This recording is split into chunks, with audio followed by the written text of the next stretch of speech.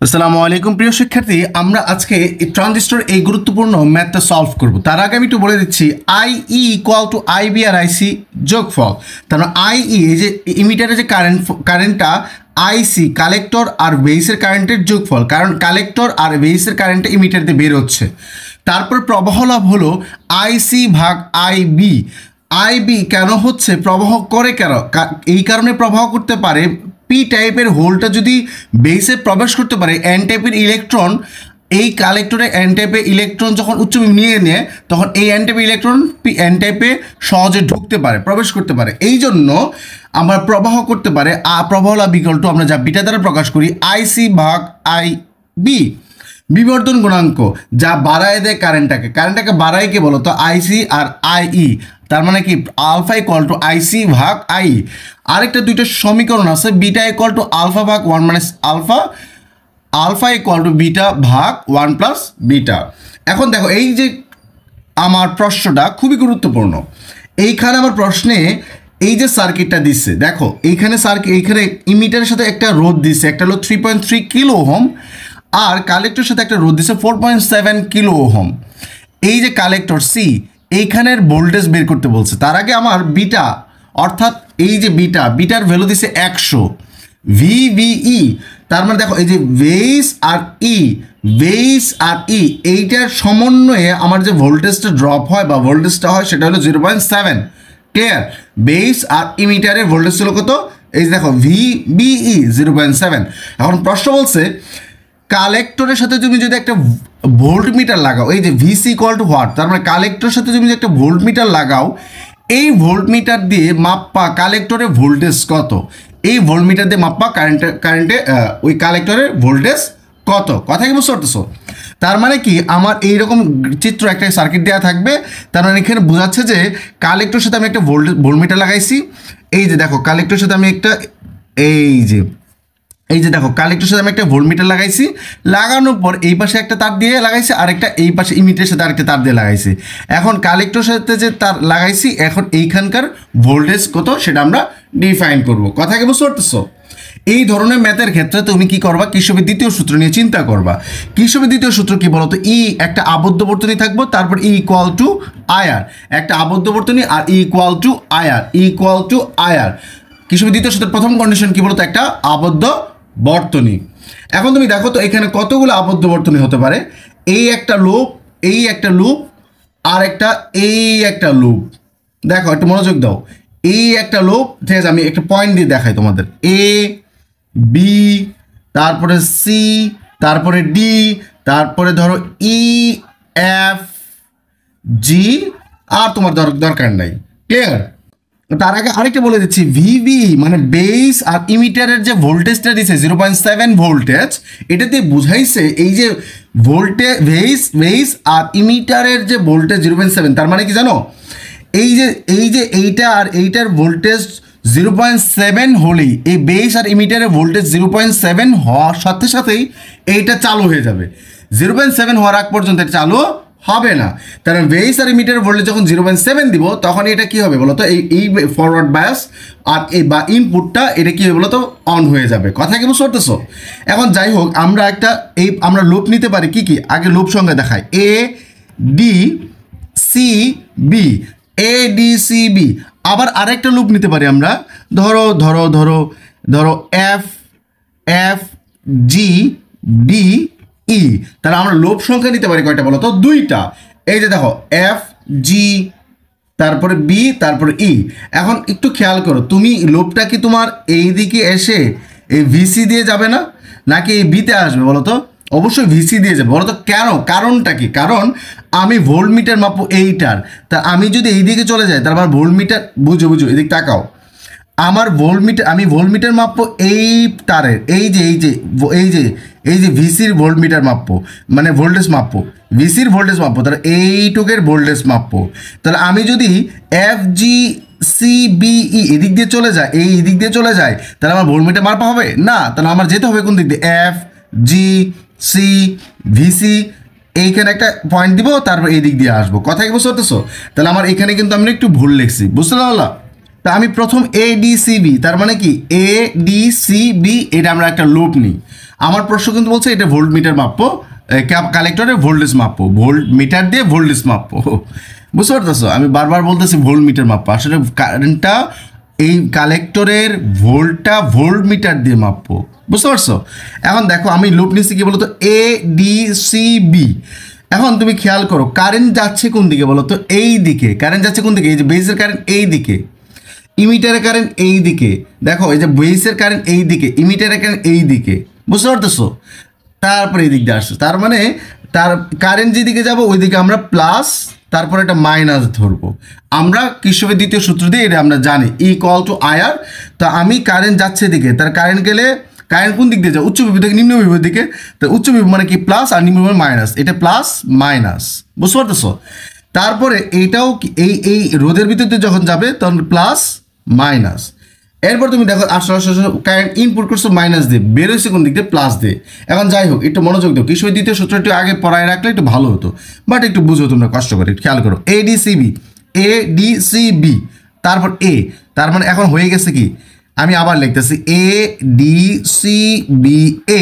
এটা একটা কি বলতো, লুপ আমি ধরলাম কত বলতো 1, এই যে লুপ 1। বুঝতে পারছো? লুপ কত ধরলাম, 1 ধরলাম। এখন একটু মনোযোগ দাও, ADCBA, তারপর তুমি দেখো A থেকে D, কোনো আমরা জানি কি ইকুয়াল টু আয়ার, এখানে কোনো কারেন্ট আছে না। D থেকে C কারেন্ট আছে, কিন্তু কারেন্টটা কি বলতো, কারেন্টটা কি আছে, IB কারেন্ট যাচ্ছে। বললাম না, কোন কারেন্ট যাচ্ছে বলতো, IB কারেন্ট যাচ্ছে, কিন্তু এখানে রোদ নাই, রোদ আছে না। তারপরে আমি যাব কি বললাম, A থেকে D, D থেকে C, এই যে D থেকে C, এখানেও রোদ নাই। C থেকে B, এই দেখো C থেকে B, আমার রোদ আছে কি আছে না, রোদ কত 3.3 কিলো ওহম। তাই এই যে আমরা জানি ইকুয়াল টু আয়ার, আর এর মান কত 3.3 কিলো, বলতে 10 টু দি পাওয়ার কত বলো তো 3, মানে 1000 দিয়ে গুণ করবো। দেখো এরপরে আবার B থেকে A, আর কোনো রোদ নাই। এখন দেখো আর এর মান লিখলাম, এই যে C থেকে B ইকুয়াল টু আয়ার, এখন কোন কারেন্ট যাচ্ছে এটার ভিতর দিয়ে, IE না, কোন কারেন্ট যাচ্ছে ইনটু IE। দেখো আবার দেখো ইকুয়াল টু আয়ার, I কত বলো তো 3.3 কিলো ওহম, আর এর মান কত 3.3 কিলো ওহম, 1000 দিয়ে গুণ করছে কিলো ওহম থেকে। আর কারেন্ট কত বলো তো, এই যে IE, দিক দিয়ে কোন কারেন্ট যাচ্ছে IE, এই যে IE। ক্লিয়ার তোমরা? ইকুয়াল টু আমার যাবে এখন, আর এরপর এখন আমি কি ইকুয়াল টু কি ই না, তড়িৎচালক শক্তি দেখো বা ভোল্টেজ A থেকে D, তারপরে D থেকে C কিন্তু, বা এইখানে আমার একটা ভোল্টেজ ড্রপ হয়েছে কিন্তু বেস আর কি বলতো ইমিটারের, বেস ইমিটারের ভোল্টেজ কত বলছিলাম 0.7 দেওয়া ফলেই তখন কি হবে, কারেন্ট আমার এখানে এই জিনিসটা ফরওয়ার্ড বায়াসটা বা ইনপুটটা চালু হয়ে যাবে। তাহলে বেস ইমিটারের ভোল্টেজ আমি দিয়েছিলাম 0.7। এখন মনে রাখবা কির্চফের দ্বিতীয় সূত্রের ক্ষেত্রে যদি তোমার বের হয়, যদি তোমার মাইনাস দিয়ে বের হয় তাহলে আমি ভোল্টেজ মাইনাস লিখবো, আর যদি প্লাস দিয়ে বের হয় তাহলে প্লাস লিখবো। সহজ কথা, মাইনাস দিয়ে বের হলে মাইনাস লিখবো, প্লাস দিয়ে বের হলে প্লাস লিখবো। ক্লিয়ার তোমরা? এখন দেখো তো এখানে 0.7 প্লাস দিয়ে ঢুকছি, বের হয়েছে কোনটা দিয়ে 0.7 মাইনাস দিয়ে, তাহলে এখানে এর মান হবে 0.7। কথা কি বুঝতে পারতেছো? ক্লিয়ার?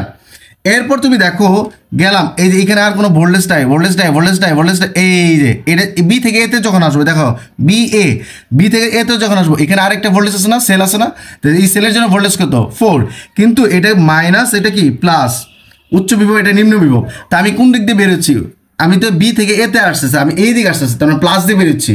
তো প্লাস কত বলো তো, +4। হিসাব কি বুঝতে পারতেছো, +4। আমি এইখান থেকে IE এর মানটা বের করতে পারি না, IE ইকুয়াল টু সবগুলো ওই পাশে চলে যাবে, কি হয়ে যাবে বলো তো, ভাগ হয়ে যাবে।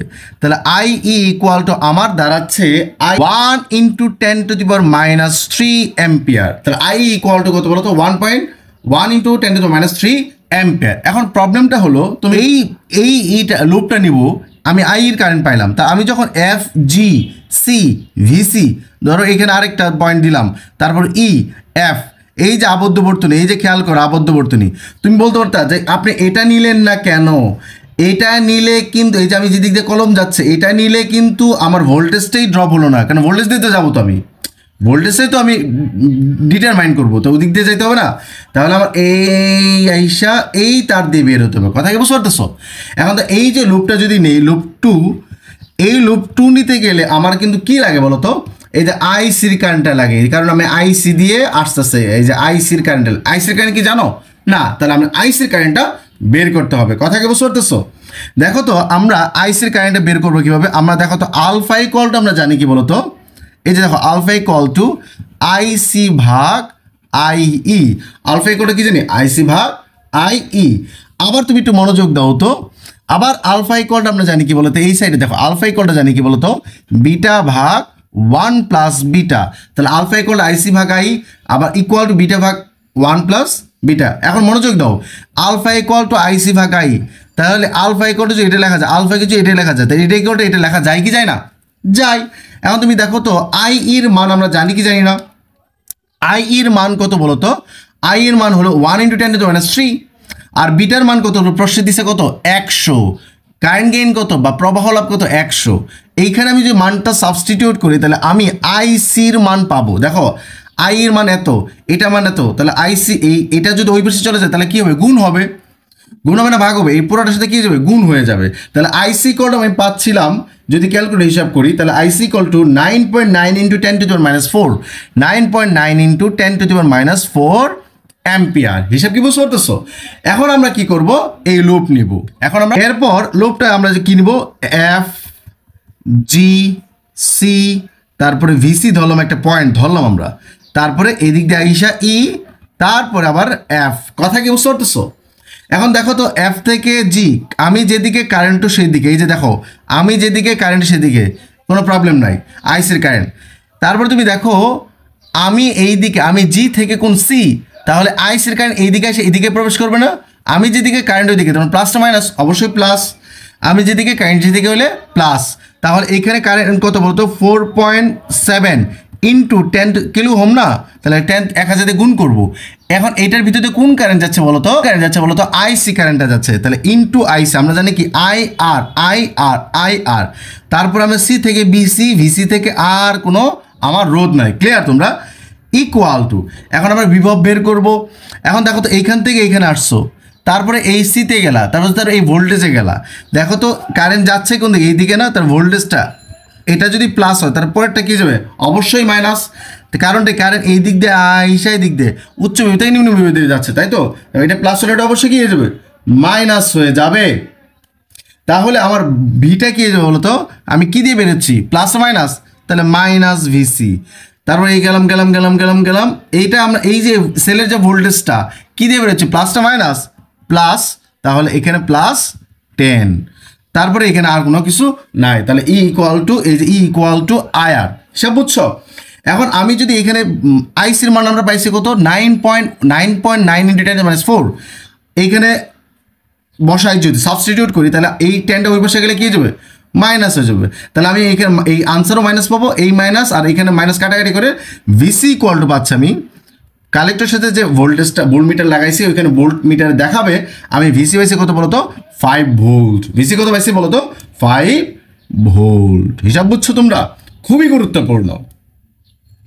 এরপর তোমাকে যদি বলে যে আইবির কারেন্ট কত, দেখো তুমি আইসির কারেন্ট পাইছো, আই এর কারেন্ট পাইছো, এই যে আইবির কারেন্ট কত, তাহলে আমরা কি জানি না যে I equal to IB plus I C, জানি কি জানি না? আই এর কারেন্ট তুমি কত পাইছো বলো তো, এই যে দেখো আই এর কারেন্ট পাইছো 1 × 10⁻⁻3, আইবির কারেন্ট আমরা বের করব। আইসির কারেন্ট কিন্তু তুমি এইখানে পাইছো 9.9 × 10⁻⁴, তাহলে ডি আমরা এটা যদি ওই পাশে চলে যায় তাহলে আমি বিয়োগ করলে আইবি কারেন্ট পাবো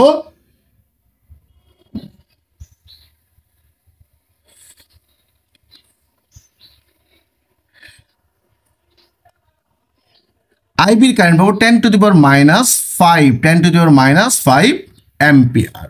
কথা কি বুঝতে পারছো? খুবই গুরুত্বপূর্ণ একটা সিকিউ এবং গুরুত্বপূর্ণ প্রশ্ন, খুবই গুরুত্বপূর্ণ প্রশ্ন। তাই তুমি এগুলো জানলে এগুলো দিয়ে প্রয়োগ করতে পারো এবং কিভাবে দ্বিতীয় সূত্র দিয়ে প্রয়োগ করতে পারো। কথা কি বুঝতে পারতেছো? ধন্যবাদ।